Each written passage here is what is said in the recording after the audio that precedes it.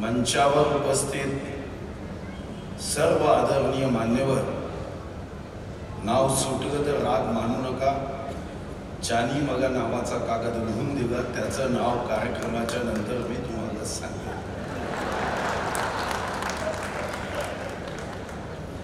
खरं तर अतिशय भव्य दिव्य कार्यक्रमाचं आयोजन करण्यात आलं.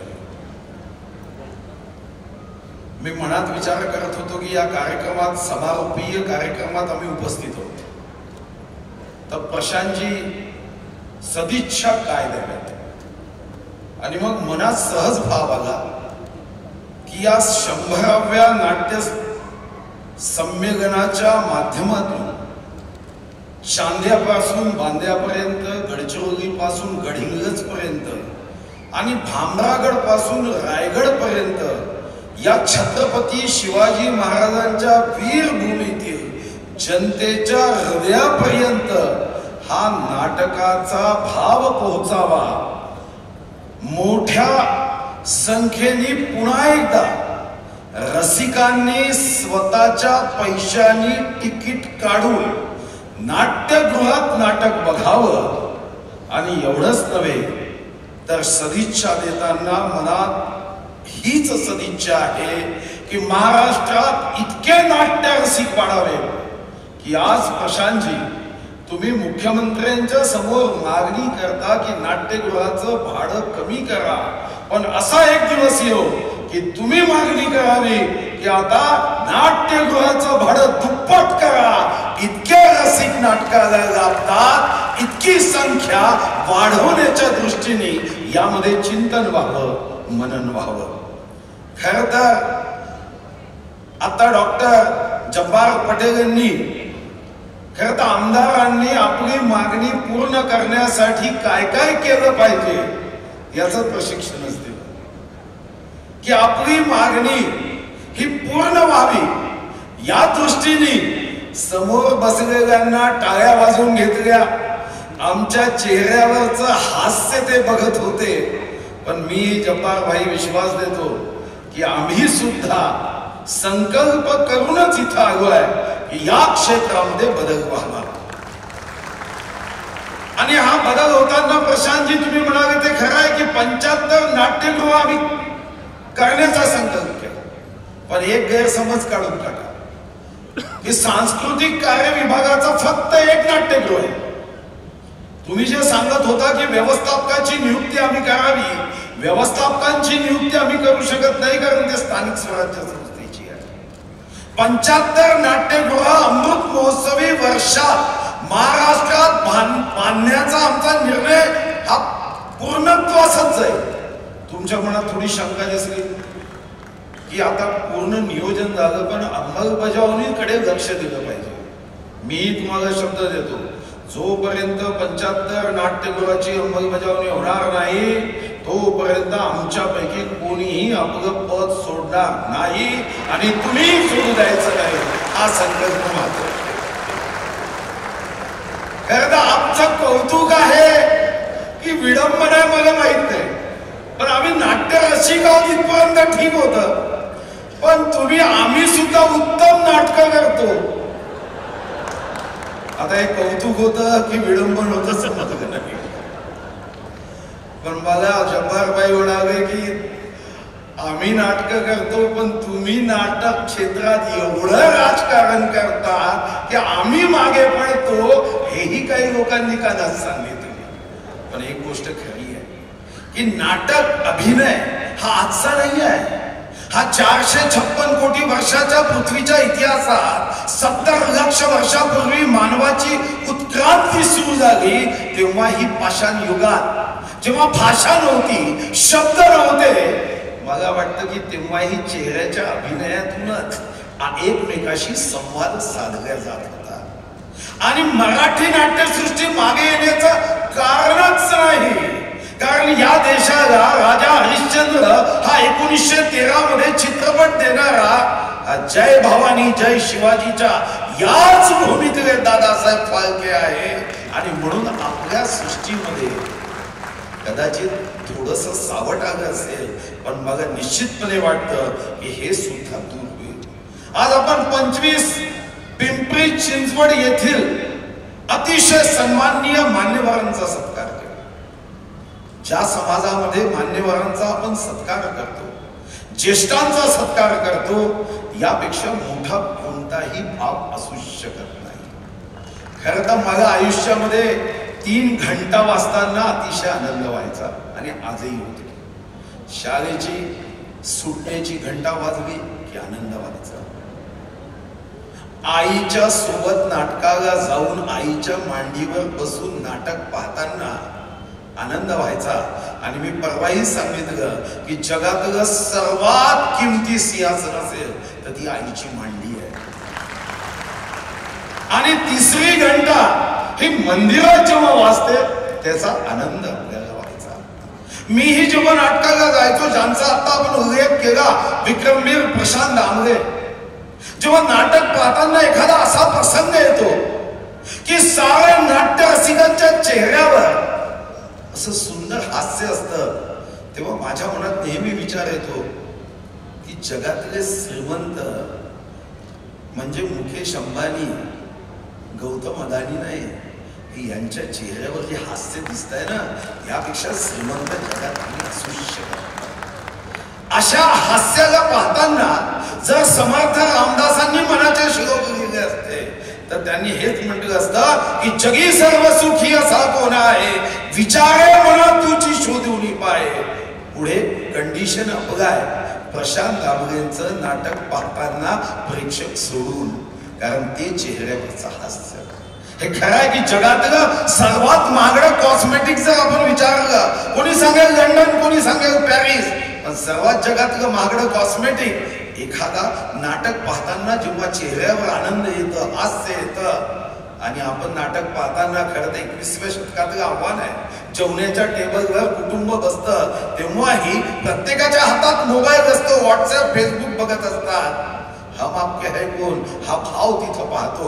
पण नाटकात आल्यावर मात्र पती पत्नी दोघेही असे बसतात, हम आपके है कोण यापेक्षा हम साथ साथ है हा भाव तिथं निर्माण होतो. आणि बायकोचा हात घेऊन नाटक पाहताना जो आनंद असतो ना, हा तर 10 लाख 20 लाख खर्च करून प्राप्त होऊ शकत नाही. हे आपण प्रेक्षक निश्चितपणे आपण पाहिलं. आज नाट्यकोश याचंही प्रकाशन झालं असं मी घोषित करतो. पण नाट्यकोशही किती मोठा होता. मी मनात विचार केला की रोज 2 हातांनी 2 नाट्यकोश खालतीवरती केले तर निश्चितपणे सलमान खान सुद्धा आपलं शरीर सौष्ठव बघण्यासाठी येईल. इतकी सुंदर माहिती संकलन या नाट्यकोशामध्ये केलं हे मात्र अभिनंदनीय आहे. खरं तर मागच्या सरकारचे जब्बार पटेल साहेब तुम्हाला काय अनुभव होते मला माहित नाही, पण तुमचं एक मत सरकारी व्यवस्थेबद्दल एक मत जे आहे ना ते कलुषित झालं. हे खरं आहे की मंत्रालयामध्ये कोणतीही फाईल वेगाने जात नाही. आणि हे विधानसभेत मी अनेकदा मांडलं की मंत्रालयात फाईलची नॉर्मल डिलिव्हरी होत नाही, सिझरिंग करावंच लागतं. हे ज्याला समजलं त्याला काम करण्याची पद्धत लक्षात येते. आणि म्हणून तुम्ही निराश होऊ नका. खरं तर तुम्ही मला एक गुण द्या की निवडणूक न लढवता कसं निवडून येता येतं.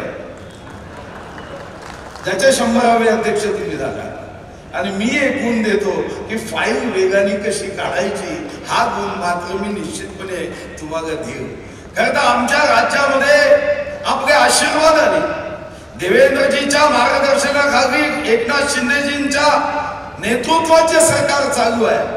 हे खरं आहे की आम्हाला याची जाणीव आहे की कोणतंही राज्य हे किती धनसंपन्न आहे यावर त्याचं मूल्यांकन आकलन होत नाही. ते किती गुणसंपन्न आहे, ते किती सांस्कृतिक संपन्न आहे, ते किती आध्यात्मिक संपन्न आहे.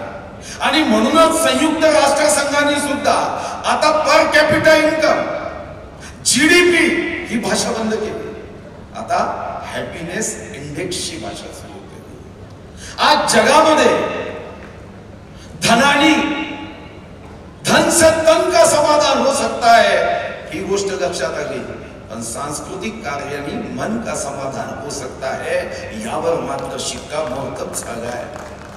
आणि म्हणूनच हे पहिलं वर्ष होतं की आजपर्यंत पुण्या मुंबईमध्ये असणाऱ्या सांस्कृतिक आंदोलन आता हे गडचिरोलीपर्यंत पोहोचवण्याचा आम्ही निर्णय केला। आणि म्हणूनच देवेंद्रजीच्या नेतृत्वात झाडीपट्टी क्षेत्रामध्ये जे सांस्कृतिक क्षेत्रात कार्य करतात, पहिल्यांदाच परशुराम खुने नावाच्या एका झाडीपट्टीमध्ये काम करणाऱ्या एका कलाकाराला पद्मश्री प्राप्त झाली।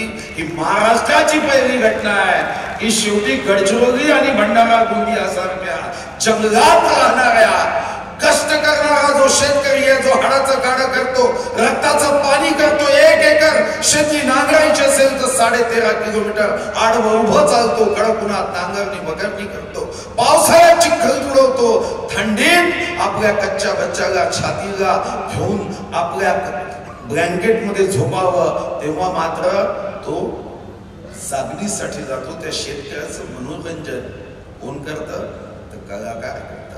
कधी दंडारीच्या माध्यमातून, कधी इतर सांस्कृतिक कलेच्या माध्यमातून त्याच्या चेहऱ्यावर आनंद निर्माण करण्याचं काम हे कलाकार करतात। आणि म्हणून त्याही दृष्टीने आम्ही प्रयत्न केला।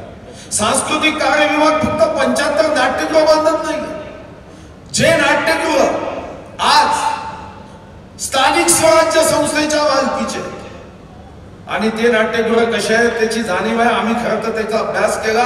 प्रशांत दामलेजींनीच त्या संदर्भात निवेदन दिलं होतं की एकूण 52 नाट्यगृह स्थानिक स्वराज्य संस्थेची आहे, 12 सोडलीत तर बाकी नाट्यगृह अशी आहे की आपण तिथं गेलो तर आपल्या चेहऱ्यावर 12 वाजते। त्याही नाट्यगृहाच्या संदर्भात त्यामध्ये आधुनिकता आणावी, सोगार करावे आणि नाटक पाहताना नाट्य रसिकांच्याही आनंदामध्ये ते नाट्यगृहही सामील व्हावं या दृष्टीनेही आम्ही यामध्ये योजना केलेली आहे। आणि मला विश्वास याच महाराष्ट्र सरकारने विश्वास व्यक्त करत आपल्या या नाट्य सांस्कृतिक आंदोलनाला आर्थिक मदत केली, भविष्यातही करेल।